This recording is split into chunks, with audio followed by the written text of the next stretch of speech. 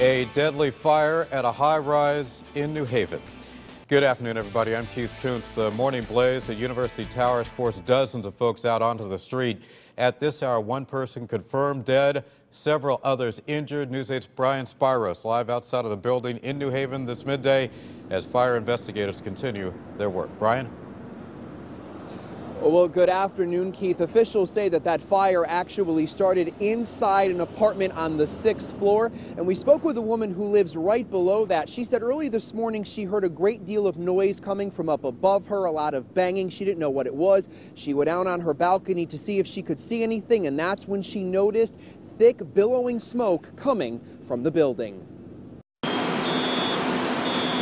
Nearly everyone who lives inside the University Towers apartment complex in New Haven was awakened early this morning by the sound of the fire alarm.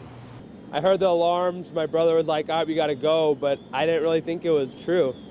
It turns out the fire was real. Residents say the smoke began spreading into the hallways, making it difficult for some to get out. Instant panic because I got into some pretty thick smoke and, I put my shirt over my face and just kept going until hopefully I got below it because I didn't know where the fire was. The firefighters used this ladder truck to make their way up to the apartment and onto the balcony in order to put out the flames. That's the best way for us to get to that particular area at that given time, opposed to just going up the steps or trying to use the elevator. Officials say the man who lived in the apartment that caught fire died.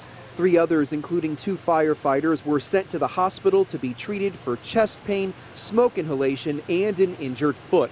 People who were forced outside in their pajamas and bathrobes were let back into their apartment around 7:30 this morning.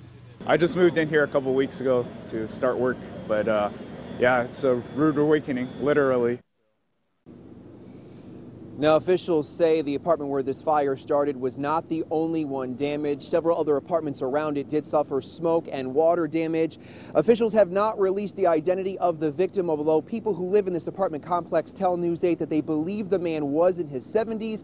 As for a cause, the state fire marshal's office is here on the scene, and they still are investigating, although the fire chief here in New Haven says that they do believe right now that fire started in the living room. That is the very latest. We are reporting live in New Haven. Brian Spiros, News 8.